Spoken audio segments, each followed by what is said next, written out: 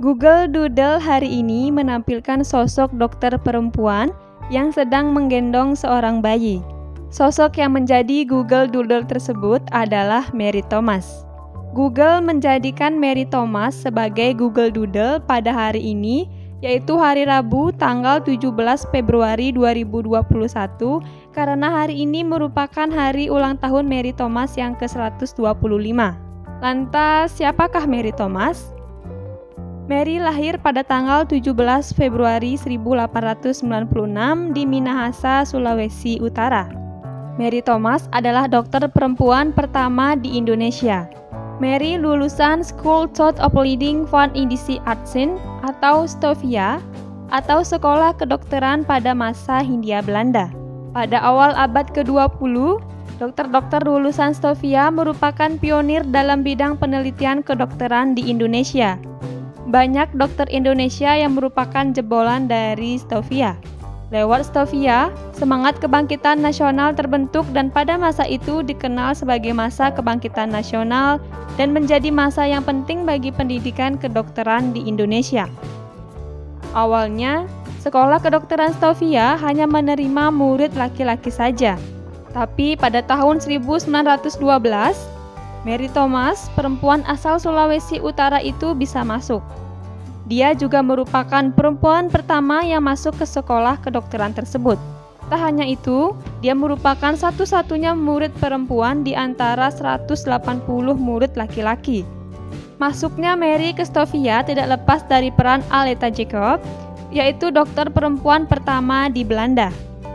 Ketika sedang melakukan tur keliling dunia, Aletta Jacob mengunjungi Hindia Belanda di Batavia pada 18 April 1912. Kemudian Aletta Jacob mendesak Gubernur Jenderal A.W.F. Hindenburg agar perempuan Bumi Putra diizinkan mendaftar dan memperoleh pendidikan kedokteran di STOVIA. Desakan tersebut akhirnya membuahkan hasil. Kemudian Mary Thomas berhasil masuk ke STOVIA setelah mendapat dukungan beasiswa dari Study Funds for of Leading Van Project Inlandse Artsen atau SOVIA. SOVIA sendiri merupakan perkumpulan untuk membentuk dana studi untuk pendidikan dokter Hindia wanita. Mary Thomas lulus dari STOVIA pada tahun 1922 dan dia merupakan yang pertama berhasil mendapatkan gelar Index Arts atau dokter Hindia. Setelah lulus, dia bekerja di Central Burger Ziekenhuis di Walcheren atau sekarang menjadi Rumah Sakit Cipto Mangunkusumo. Setelah itu, dia menikah dengan seorang dokter bernama Muhammad Joseph pada tanggal 16 Maret 1929. Lalu ia berangkat ke Padang, Sumatera Barat, yang merupakan kampung halaman suaminya. Di sana, Mary Thomas bekerja di layanan kesehatan masyarakat setempat, atau yang kala itu disebut Dienst der Volksgezondheid. Setelah menetap selama beberapa tahun di Padang, dia kembali ke Batavia. Di sana dia menjadi anggota Partai Persatuan Minahasa. Pada tahun 1950, dia kembali lagi ke Sumatera Barat. Di Bukit Tinggi dia mendirikan sekolah kebidanan, di mana sekolah tersebut merupakan yang pertama di Sumatera dan yang kedua di Indonesia. Selama menjadi dokter, ia sering melakukan penelitian di bidang ginekologi dan kebidanan.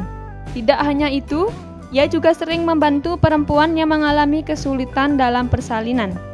Selain dokter, Mary Thomas juga menjadi ahli ginekologi dan kebidanan pertama di Indonesia.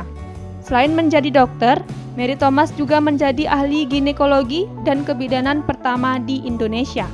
Mary Thomas wafat pada tanggal 10 Oktober 1966 pada usianya yang ke-70 tahun di Bukit Tinggi, Sumatera Barat, Indonesia.